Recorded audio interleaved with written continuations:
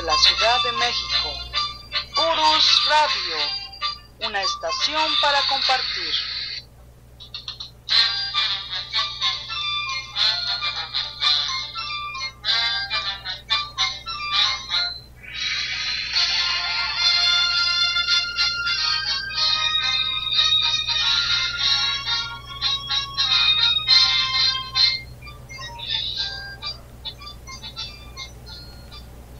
Hola, ¿qué tal? ¿Cómo están? Muy buenas noches.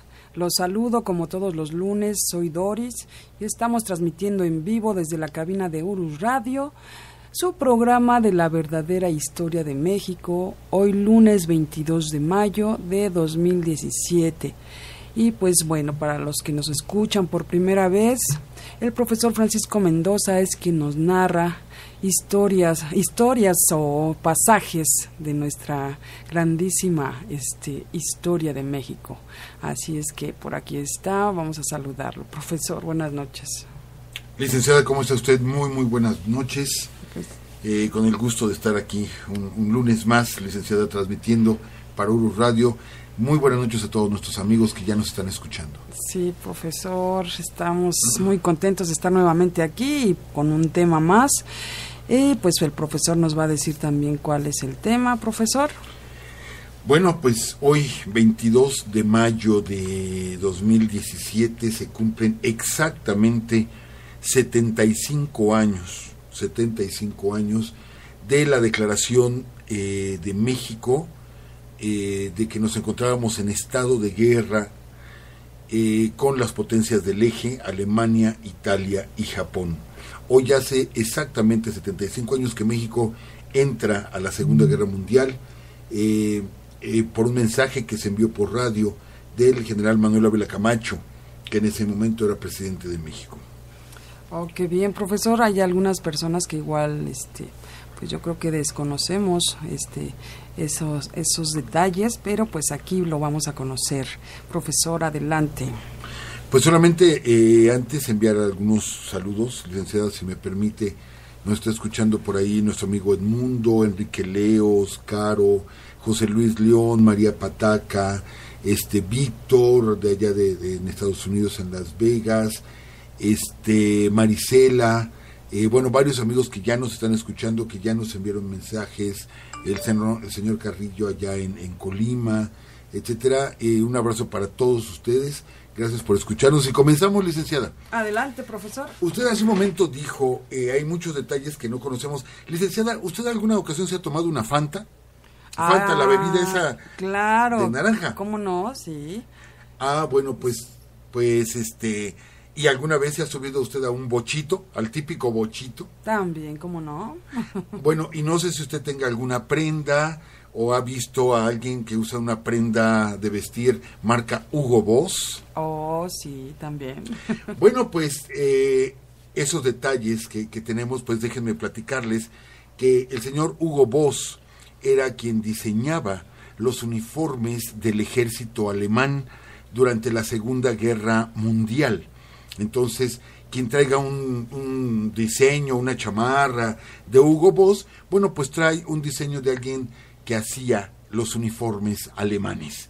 Por otro lado, si nos hemos subido al típico bochito, pues podemos decir que es el llamado escarabajo, y que originalmente se llamó el auto del pueblo, y que fue creado por órdenes de Adolfo Hitler, ¿sí?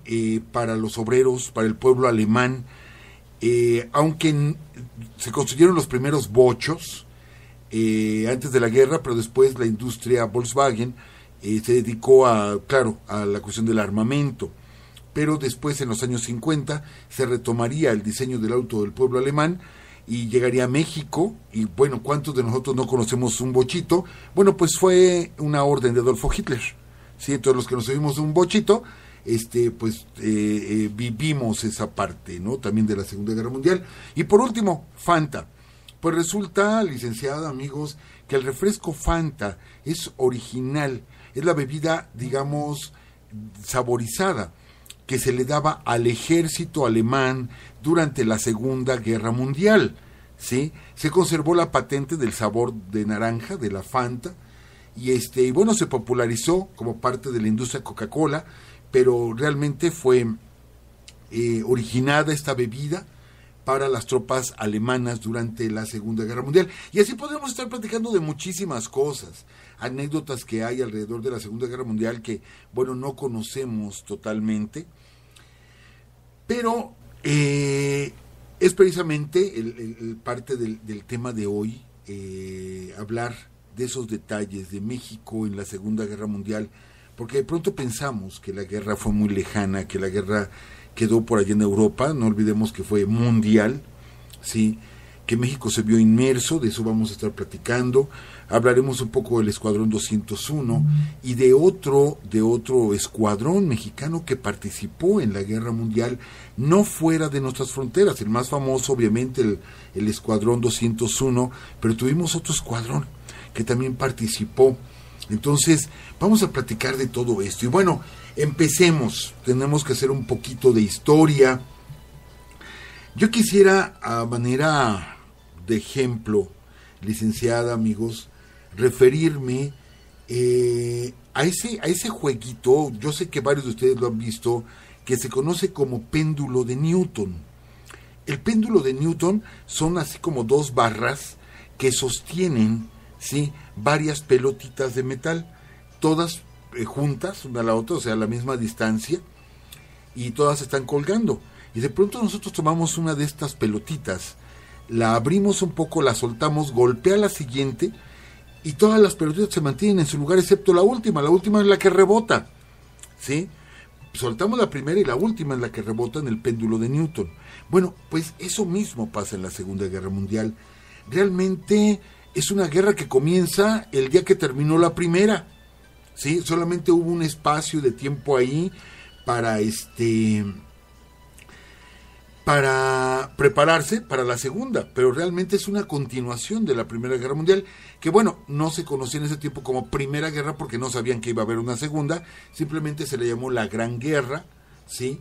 Y posteriormente, bueno, ya cuando llegó la otra guerra en el 39, ya entonces se dijeron Primera Guerra y Segunda Guerra Mundial, y aparentemente está muy lejos de México. Pero ya hemos platicado aquí, licenciada, amigos, ya hemos platicado aquí la importancia estratégica que tuvo México durante la Primera Guerra Mundial, y hemos platicado del famosísimo telegrama Zimmermann, que durante muchos años se ocultó y se dijo que era un mito y que no existía, y que ya ahorita es público el telegrama Zimmermann, ya que se desclasificaron documentos. Es cierto, totalmente cierto, sí, que el gobierno alemán durante la Primera Guerra Mundial manda este telegrama a von Zimmermann, sí, invitando a Venustiano Carranza, que en ese tiempo estaba en el poder en México, invitando a Venustiano Carranza a que permitiera el desembarco de barcos, bueno, de tropas alemanas en los puertos mexicanos del Atlántico, sobre todo en Tamaulipas, para poder invadir los Estados Unidos por el sur, y que como recompensa por permitir ese desembarco de tropas alemanas, los alemanes, al ganarle a los Estados Unidos profesor, perdón que interrumpa, parece que no hay audio, hay un problema, ahorita nos están comentando en el chat. Si alguien nos escucha, por favor, coméntenos. Ya son 2 personas que nos están diciendo que hay problemas en el audio. Pues no sé, licenciada, ¿qué hacemos? Usted me dice. Parece ser, bueno, un problema en el señal de internet. Sí, porque no se pueden abrir el chat.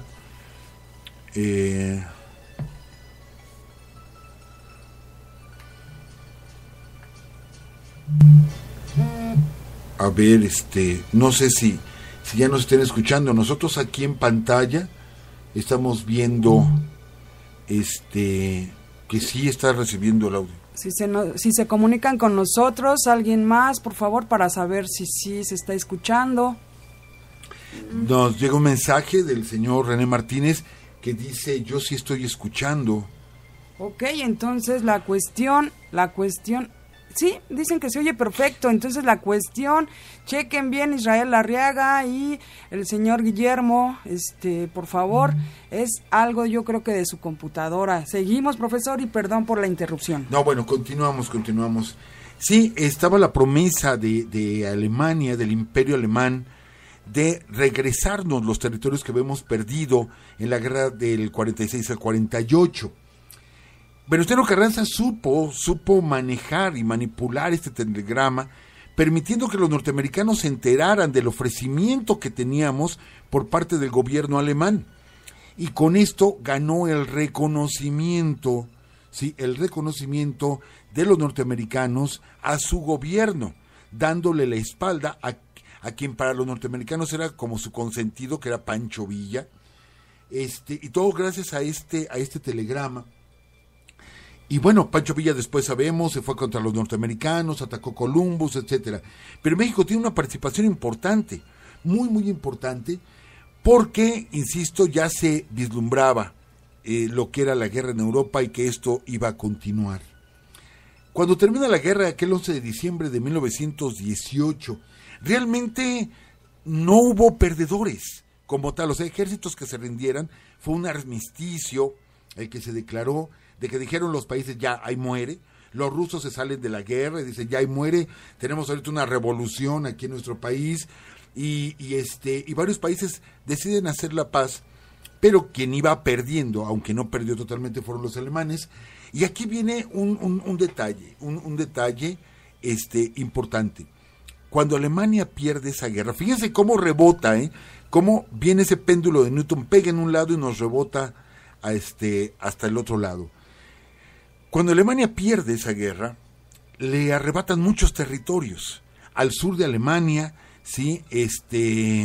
Al oriente de Alemania, lo parten en dos, pero realmente lo que pierde Alemania son sus minas de carbón. Y no olvidemos, o sea, les quitaron todo el carbón posible. No olvidemos que Europa es un continente muy frío, y para trabajar las fábricas, para trabajar los barcos, para trabajar los ferrocarriles, para calentar los hogares, se usaba carbón. Entonces con esto aquí estaban condenando al pueblo alemán. Entonces era obvio que después el pueblo alemán se iba a rearmar, ¿sí? E iba a buscar recuperar todo lo que había perdido, aunque el carbón dejó de ser importante y ahora lo importante era precisamente el petróleo. El petróleo, fíjense cómo se da la coyuntura. 1938, la Alemania de Hitler ya tomó Checoslovaquia y tomó Austria pacíficamente. Estamos a un año de iniciar la Guerra Mundial, cuando de pronto el general Lázaro Cárdenas declara la expropiación petrolera y con esto deja fuera del negocio del petróleo a los norteamericanos, a los ingleses y a los canadienses. Esto que les vamos a decir es histórico. Inmediatamente el gobierno norteamericano envió tropas a la frontera con México, ¿sí? Para ya ir planeando una invasión a nuestras zonas petroleras, ¿sí? Al mismo tiempo, nos quedamos sin recursos, la industria petrolera mexicana prácticamente se paralizó, ¿sí? Y bueno, de quien recibimos realmente apoyo fue del gobierno alemán. Los documentos que se han ido desclasificando nos dicen que el gobierno de México, ya iniciada la Guerra Mundial, continuó vendiendo petróleo, ¿sí? A las potencias del eje, en particular a Alemania, y que el petróleo se triangulaba, no salía directamente de México a Hamburgo, que era donde lo recibían, sino salía de México a Panamá, y en Panamá lo embarcaban en petroleros alemanes y de ahí se lo llevaban. De hecho, sí, la Luftwaffe, de hecho, los Panzer alemanes funcionaban con petróleo mexicano, así de plano. México tenía problemas serios, porque aparte Rusia había roto relaciones diplomáticas con México a raíz, o sea, Stalin, ¿sí? Rompe relaciones con México a raíz de que el gobierno de Cárdenas recibe a León Trotsky. a veces pensamos o pasamos por alto, o no nos interesa mucho el tema de León Trotsky. León Trotsky era como haber tenido al mismo Stalin aquí. Era una guerra entre los dos, entre José Stalin y León Trotsky, y sale huyendo Trotsky. Ya hemos platicado aquí de su vida, cómo estuvo en varios países, hasta que Lázaro Cárdenas lo recibe en nuestro país. Es más, envía el tren presidencial a Tamaulipas, el tren presidencial, para transportar a Trotsky.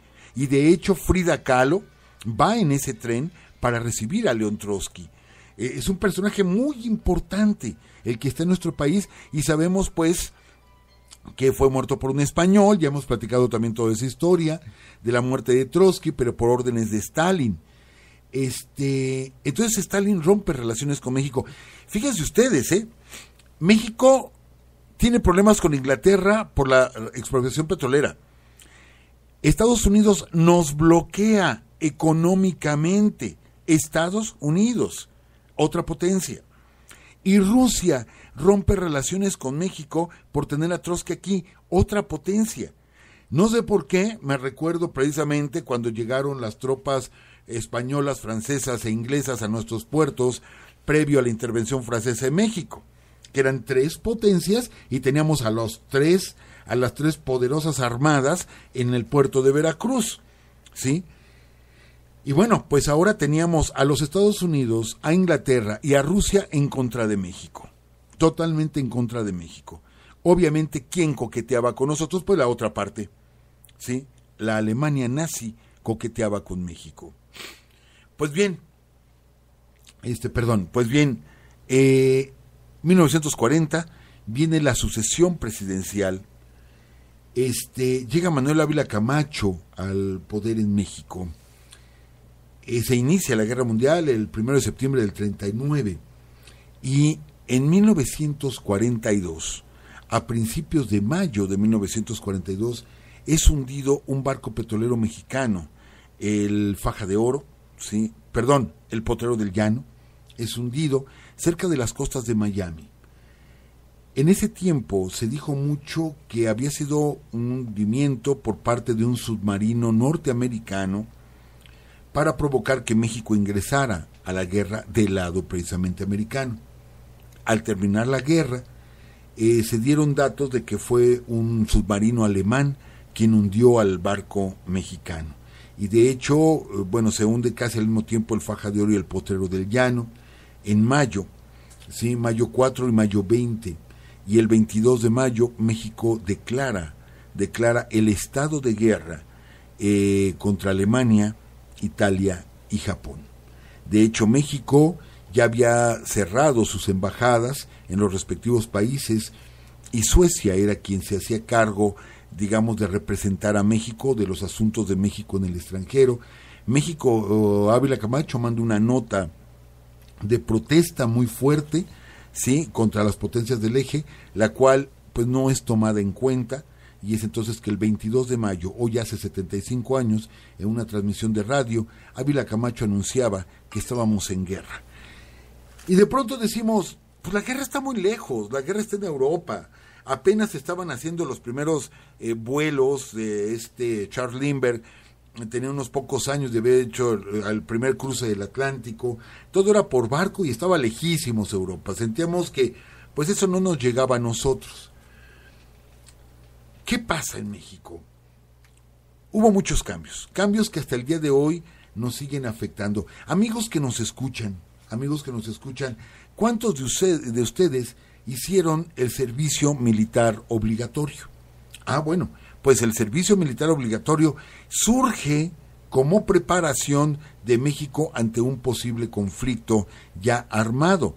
Da la orden el presidente y el secretario de la Defensa Nacional, Francisco L. Urquizo, de que se prepare a los jóvenes mexicanos como conscriptos para un posible enfrentamiento armado. Ahí surge el Servicio Militar Nacional. Entonces todos los que hicimos el servicio militar es precisamente como una consecuencia de la Segunda Guerra Mundial. Al mismo tiempo, fíjense bien, hay que explicar esto. México, siendo presidente Ávila Camacho, nombra secretario de la Defensa Nacional al general Lázaro Cárdenas, que recién había dejado la presidencia. Pero Lázaro Cárdenas decide no ser el secretario de la Defensa.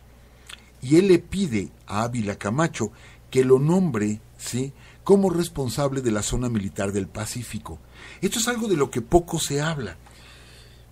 Porque ya cuando México ingresa en 1942 a la guerra, ¿sí?, el ejército norteamericano, en voz de Roosevelt, que era el presidente, le pide a México autorización para colocar bases navales del ejército norteamericano, de la Fuerza Aérea y de la Marina, en costas mexicanas, sobre todo en la península de Baja California. ¿Qué hubiera pasado? Sucede que en el 41 los japoneses destruyen a gran parte de la flota norteamericana en Pearl Harbor, un 7 de diciembre, y lo que seguía era ya el espacio continental de los Estados Unidos. Ellos estaban esperando un posible ataque sorpresa en San Francisco, o en Los Ángeles, o en San Diego, ¿sí? Y se armaron inmediatamente con mucha artillería antiaérea, ¿sí?, que se armaron, pero la parte sur estaba desprotegida. No olvidemos que la Baja California es una zona desértica. Entonces ellos dijeron, bueno, nosotros ponemos bases ahí para cuidar nuestras espaldas. Y el mismo Lázaro Cárdenas, nuestro querido general Cárdenas, tuvo la visión y dijo, es que si permitimos que los norteamericanos pongan bases militares en territorio mexicano, no los vamos a poder sacar después de ahí. Y tenía toda la razón, si no, pregúntenle a Cuba, por ejemplo. Hasta el día de hoy sigue Guadalcanal funcionando como una base norteamericana en pleno territorio cubano. Y las bases norteamericanas en el Pacífico, Iwo Jima, Guam, en las Filipinas, en las Islas Salomón, todas esas son bases norteamericanas en el Pacífico. Y en Alemania y en Francia, etcétera, son bases norteamericanas o tienen bases norteamericanas en Europa. Entonces es un hecho, tenía razón el general Cárdenas. Si hubiera permitido el gobierno de México la instalación de bases norteamericanas, ¿sí?, no se hubieran salido de ahí, no los hubiéramos podido sacar. Entonces Cárdenas es por lo que pide ser el comandante del Pacífico, de la zona militar del Pacífico. Y bueno, tuve la oportunidad de leer una narración del mismo general Cárdenas de que pues no teníamos tanto armamento. De hecho, los aviones con los que contaba México eran todavía aviones biplanos. Pues se construyeron algunas bases, pequeñas bases en el Pacífico, y nuestros aviones biplanos eran los que patrullaban la costa mexicana, y a veces el general Cárdenas patrullaba él mismo la costa mexicana en caballo, ¿sí? Porque ni los jeeps entraban porque no había carretera. Ahorita hay una carretera transísmica, ¿sí? Cruza todo el transpeninsular, cruza toda la península. En aquel tiempo no había carretera. Entonces, a caballo se supervisaba que no fueran a desembarcar de pronto japoneses. Esto se lo debemos precisamente a Lázaro Cárdenas, el que no tengamos bases norteamericanas en nuestro país. Pero bueno, otra cosa que se implementó, como se esperaba un posible desembarco japonés en tierras mexicanas para poder ingresar al sur de los Estados Unidos, en la Ciudad de México se empezaron a realizar apagones estratégicos ante un posible bombardeo, ¿sí? Pero bueno, pues los mexicanos veíamos la guerra muy lejos y nos parecía simpático, y la gente se preparaba para el llamado apagón, el apagón que se hacía todas las noches como un simulacro, insisto, por si hubiera algún bombardeo, que por ahí he leído algunas crónicas de que nunca se logró un apagón completo. La gente subía a las azoteas de sus casas, ¿sí? Estamos hablando de 1943, 1944. La gente subía a las azoteas de sus casas para poder ver el espectáculo de observar cuando se apagara la Ciudad de México, que ya entonces ya era grande, pero que siempre había una zona que por ahí se quedaba encendida y que nunca se lograba, y la gente apostaba en las noches si se iba a lograr o no se iba a lograr el famoso apagón. Tan es así que de pronto, ya he pronunciado varias veces la palabra el apagón. Obviamente los mexicanos, como alegres que somos, surgió una canción, en ese tiempo fue cantada por Toña la Negra, y que últimamente, hace como 20 años, la grabó de nuevo esta señora Yuri, sí, que dice, con el apagón, qué cosa tan chévere, etcétera. Es precisamente la canción que surgió a raíz de los apagones, sí, de simulacro de bombardeo aéreo en la Ciudad de México. Sí, recuerdo, pero dice, con el apagón, ¿qué cosa sucede, no? ¿Qué cosa sucede? Sí. Así es. Entonces, pues vemos varias cosas que cambiaron en México, pero no solo fue eso. Hace poco hablábamos de la florería Matsumoto, y cuando hablamos de extranjeros en México, y platicábamos que Matsumoto apoyó a los japoneses que fueron hechos prisioneros en México y que fueron llevados a la hacienda de Temisco, ahí en Morelos, que ahorita es un balneario, y que no sabemos que en su momento albergó a más de 500 japoneses,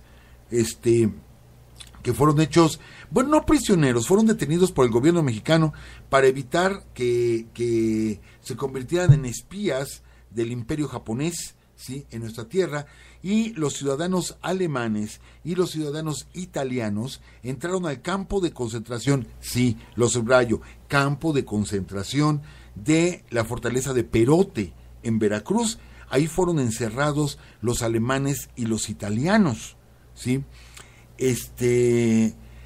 Y bueno, no podemos negar que los alemanes ya habían comenzado una importante campaña de publicidad para tener simpatía del pueblo de México. Insisto, si teníamos en contra a Inglaterra, a Rusia y a los Estados Unidos, era obvio que el coqueteo viniera del otro lado, ¿sí?, para intentar que México apoyara a las potencias del eje. ¿Entendemos ahora por qué Estados Unidos no nos invadió en el 38? Entendemos la maniobra, la hábil maniobra del general Cárdenas, de decir, aguas y me invadan, aguas y tomen nuestro petróleo, porque detrás tengo a Adolfo Hitler, detrás tengo a la Alemania nazi, ¿sí?, detrás tengo a Benito Mussolini y tengo al emperador Hirohito. Entonces los norteamericanos, en lugar de írsenos encima cuando ya tenían toda la frontera llena de tropas, les repito, esto es histórico, de pronto se detuvieron, ¿sí?, y de hecho buscaron una alianza con México. No tenemos la prueba directa, pero así como una vez se negó la existencia del telegrama Zimmerman y a la postre se tuvo que reconocer, quizá nosotros no lo veamos, pero quizá dentro de 50, 60, 80 años, por fin se diga la verdad de que igual ha de haber por ahí algún telegrama. Si aquel se llamó Zimmerman, a lo mejor este telegrama se llamó von Papen, que era el embajador alemán en México. No sabemos, pero creemos, esto no lo podemos afirmar, que mucho tuvo que ver y que Lázaro Cárdenas supo utilizar esta información de esa amistad que había entre el gobierno alemán con el gobierno de México, para que no nos invadieran, nos arrebataran nuestro petróleo, que pues para ellos hubiera sido bastante fácil. Pero bueno, llegamos a 1942, la declaración de guerra, hoy hace 75 años. México participó oficialmente en 1944 con un batallón aéreo, ¿sí? Este fue, bueno, con un escuadrón aéreo, fue el escuadrón 201, formado exclusivamente por voluntarios, encabezado por el coronel Antonio Cárdenas. Fueron voluntarios que se prepararon, fueron a los Estados Unidos, se entrenaron en los Estados Unidos. Ahí tuvimos las 2 primeras bajas en un accidente, en una base en Texas, nuestras 2 primeras bajas mexicanas, y posteriormente fueron embarcados en San Francisco. Tardaron más de 30 días por hacer maniobras para esquivar posibles submarinos japoneses, y llegaron a las Filipinas.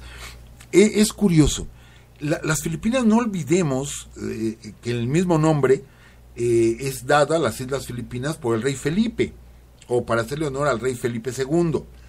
Y las Filipinas formaron parte del virreinato de la Nueva España, ¿sí?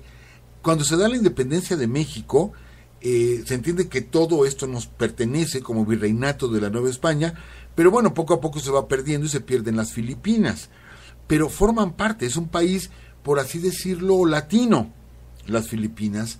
De hecho, gracias a las Filipinas es por lo que se argumentaba que en el imperio de Felipe II no se ponía el sol, porque siempre en alguna parte del imperio había sol, ¿no? Y esto era precisamente por las Filipinas. Reciben a los soldados mexicanos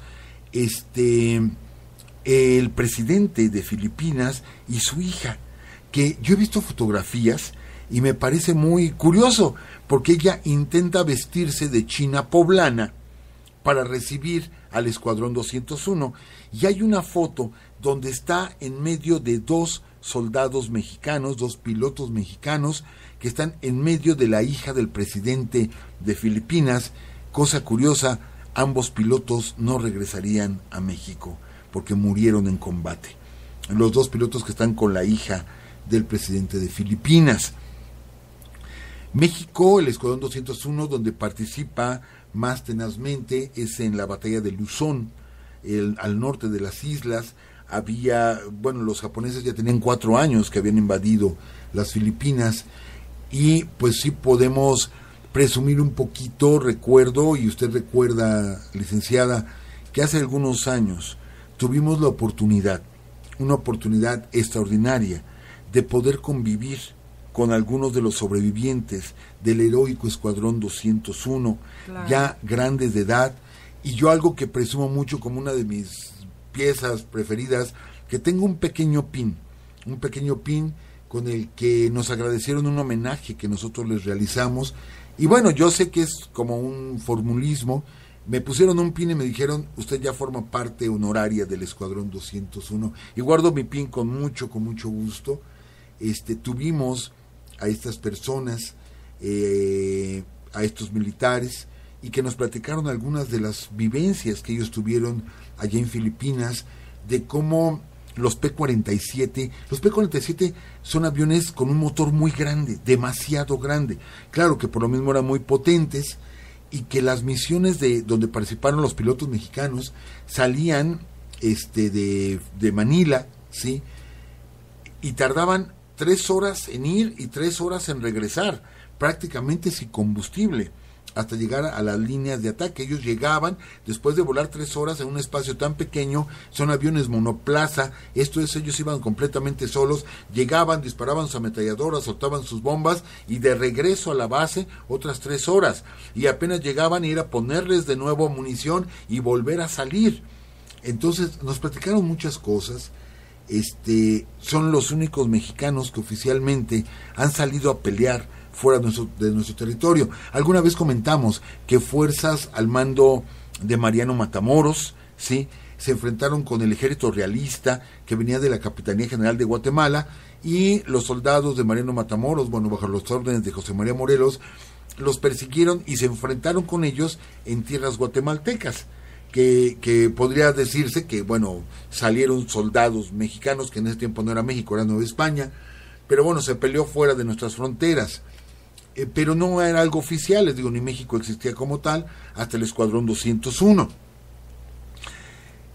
Tuvimos esa oportunidad de convivir con los sobrevivientes del 201, pero qué tristeza que cuando fue la rebelión zapatista en los años 90 allá en Chiapas, el Escuadrón 201 de la Fuerza Aérea Mexicana estaba en Chetumal.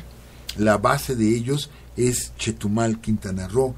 Entonces el Escuadrón 201 fue el encargado de ametrallar, ¿sí?, al Ejército Zapatista de Liberación Nacional, a los indígenas que se habían levantado, precisamente el Escuadrón 201. El Escuadrón 201 que, tenía una historia de honor, ¿sí? De pronto es manchado este honor al utilizar al 201 para ametrallar a campesinos mexicanos. Pero No fue el único que participó. México también adquirió material de guerra a partir de 1942 y se consiguieron aviones torpederos y hubo ¿cómo se llama? Enfrentamientos entre submarinos alemanes y japoneses. Poco se sabe de esto. Alemanes y japoneses contra un escuadrón de lanzatorpedos, pues, antisubmarinos mexicano. Poco se sabe de esto y encontré un dato que es fascinante, ¿sí? En el Banco Chinchorro, ¿sí? En las costas cercanas a Chetumal, en Quintana Roo, que son costas mexicanas, se encuentra hundido un submarino alemán, ¿sí? Poco se sabe de ese detalle y parece ser que fue hundido precisamente por los aviones mexicanos, lanzatorpederos, antisubmarinos, y ahí se encuentra un submarino alemán hundido por aviones mexicanos. Poco se sabe de este detalle, no he podido encontrar más información, pero bueno, quiere decir que pilotos mexicanos también se enfrentaron en otros frentes, no solamente en las Filipinas. ¿Y qué podemos decir de soldados mexicanos que pelearon bajo la bandera norteamericana? Se habla de 25,000 mexicanos que pelearon bajo la bandera norteamericana con la promesa de arreglar documentos, papeles para quedarse en los Estados Unidos. Y se habla de 250,000, 250,000 soldados de origen mexicano, o sea que ya vivían allá, de origen mexicano, que participaron en el ejército norteamericano, algunos en el ejército canadiense, algunos otros en el ejército inglés. Y de hecho tenemos a varios mexicanos condecorados con diferentes medallas por su valor en el frente europeo y en el frente asiático. Poco se sabe de estos mexicanos porque, bueno, ellos no pelearon bajo bandera mexicana, ellos pelearon bajo bandera norteamericana. Los únicos que oficialmente, insisto, pelearon bajo nuestra bandera pues fue el 201, y estos enfrentamientos que se dio contra submarinos alemanes y japoneses en nuestras costas. ¿Qué vendría después de todo esto? Aparte de toda la mano de obra mexicana que se fue a los Estados Unidos a petición del gobierno norteamericano que mandaran trabajadores mexicanos porque sus jóvenes estaban en la guerra. Es más, comerciales de radio en los Estados Unidos, en las noches, que era lo que se escuchaba, pasaban una canción, otra canción, y de pronto decían: si usted en este momento está en alguna carretera y ve usted a algún mexicano, súbalo a su coche, viene a ayudarnos a ganar la guerra. A ese grado, o sea, se atendía al trabajador mexicano. ¿Por qué? Porque nos necesitaban. Después de eso, bueno, sabemos cómo nos ha ido, y pues próximamente tendremos un muro que divida la frontera entre México y los Estados Unidos. A partir de eso también México, y nos manda un mensaje el señor René Martínez, que tenemos varias cosas que comentar que nos envió, ya no nos va a dar tiempo, pero de sí, de que México no solamente participó con el Escuadrón 201 y con petróleo, sino que México también exportaba TNT, que era de mejor calidad que el que tenían los norteamericanos y que el que tenía Alemania misma, nuestro TNT, porque las materias primas eran de excelente calidad en México. El señor René Martínez nos platica que, bueno, él trabajó 4 años en la industria militar y que él conoce esos datos, de que después de la guerra fue cerrada la fábrica de TNT en México por orden del gobierno norteamericano, y que ahora ya se vuelve a hacer esta dinamita, pero con materiales que algunos llegan del extranjero, cuando en México tenemos materiales para hacer excelentes explosivos, que bueno, sabemos que ahora se utilizan pues en la minería o en la construcción, etcétera, etcétera. Pero bueno, no solamente fue con hombres y con algunos militares que México vivió la Segunda Guerra Mundial, sino que a partir de ahí México empieza a vender materia prima, pero con una ley que se llamó de préstamo y arrendamiento, a pagar en 25 años después de la terminación de la guerra. Estamos hablando de 1946, ¿sí? Si hablamos de 25 años, estamos hablando, ¿sí?, de 1946 hasta 1971, México estuvo recibiendo los beneficios de carbón, de mercurio, en fin, todo lo que México vendía y que no se le pagó, México lo empezó a recibir. De ahí se construyó Ciudad Universitaria, de ahí se construyó el Instituto Mexicano del Seguro Social, hospitales, escuelas, carreteras, ¿sí? Mucha infraestructura en México se construyó gracias a todo lo que México vendió durante la Segunda Guerra Mundial.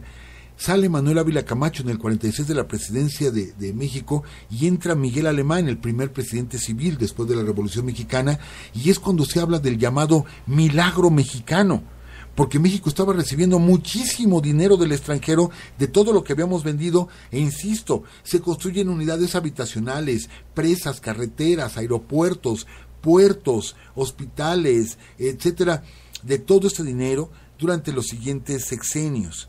Es en el sexenio de Luis Echeverría, 1971, cuando México deja de recibir los beneficios de la venta de tanto material, y es cuando con Echeverría comienzan las devaluaciones y las crisis económicas en México. ¿Sí? Todo ese tiempo México se benefició de la Guerra Mundial. Entonces todos nosotros vivimos el auge mexicano, quizá no sabíamos todo lo que le debíamos a esa guerra, los beneficios que había tenido México, y hasta en detalles tan simples como un refresco, lo que habíamos vivido. Hay muchos detalles más alrededor de la guerra, lástima que se nos está agotando el tiempo, pero nosotros, insisto, vemos tan lejos la guerra, y yo me comprometo la próxima semana que hablaremos de los espías alemanes en México y de cómo una espía alemana, platicaremos de ella, se casa con un miembro de la familia alemán en México, y que tiene que ver con Televisa y que tiene que ver con... En fin, es una historia muy particular que platicaremos la próxima semana sobre los espías en México y otro tipo de participación que tuvo México en la Segunda Guerra Mundial. ¿Qué le parece toda esta historia, licenciada? Profesor, fascinante, y sé que a usted le encanta mucho el tema de por sí, el tema de la historia, pero el tema de la Segunda Guerra Mundial sabemos que le encanta al profesor, así es que se disfruta escucharlo, profesor. Tenemos aquí a varias personitas en el chat, vamos a saludarlos. Está por acá, está Omar Bacio, que nos comparte el link donde están los dos soldados del Escuadrón 201, profesor, con la China Poblana. Ajá. Ya lo compartí también en Facebook. Israel Larriaga dice que ahora sí ya escucha. Félix Montó dice que todavía no escucha bien, pero que lo escuchará al rato. Saludos, Félix. Dice Israel Larriaga, que tenía problemas de audio. ¿Quién más? Santiago Montiel dice: saludos amigos de Urus, profesor y licenciada Doris, gracias por un programa más. Pepe Roñas dice: saludos licenciada Doris, y maestro Mendoza, excelente tema, saludos. ¿Quién más anda por acá? Saludos, Omar Bacio también dice saludos desde Durango, y Pepe Roñas nos decía que se oye perfecto, gracias Pepe. ¿Quién más anda por aquí? Creo que ya, profesor. No sé si alguien más ande por acá, parece que todos ya ya nos mandaron sus mensajitos. También Rosario Cruz nos decía que se escuchaba bien el audio. Saludos a Zaguayo, Michoacán. Y pues el mensaje de René Martínez, pues sí lo vamos a leer la próxima semana, porque ahorita ya, la verdad, ya es muy poquito tiempo. Y pues creo que no sé si hay alguien más, profesor. Solamente enviar de nuevo unos saludos a nuestra querida amiga Micaela, a nuestro amigo Cristóbal, a los profesores Walter y Elisa, que también nos están escuchando, nuestra amiga Isabel de Veracruz, nuestra amiguita Caro, también un saludo para ella, Octavio ahí en Colima, Enrique Leos aquí en Ciudad de México, Elizabeth Tavares, un abrazo y un saludo para todos ustedes, queridos amigos. Oiga, profesor, ¿y algún día no nos podrá hablar un poquito sobre la Segunda Guerra Mundial, en particular saliéndonos de la historia de México? Pues con todo gusto, es un tema apasionante y lo comento así muy rápidamente. 1939, las primeras batallas, bueno, a principios del 40, las primeras batallas de la Segunda Guerra Mundial, por ejemplo, las batallas navales, aviones italianos que eran biplanos de 2 alitas, ¿sí?, bombardeando acorazados ingleses. 1945, cómo en 5 años, cómo se desarrolló la tecnología, que los últimos aviones, los Messerschmitt 262, ya eran aviones que rompían la barrera del sonido. En 5 años, todo lo que se desarrolló, la aviación, la tecnología, es increíble el cambio en todo el mundo a raíz de esta guerra. Con todo gusto, un día podemos platicar exclusivamente de la guerra mundial. Oh, perfecto. Y pues bueno, también hay muchos mitos, ¿no, profesor, acerca de ello?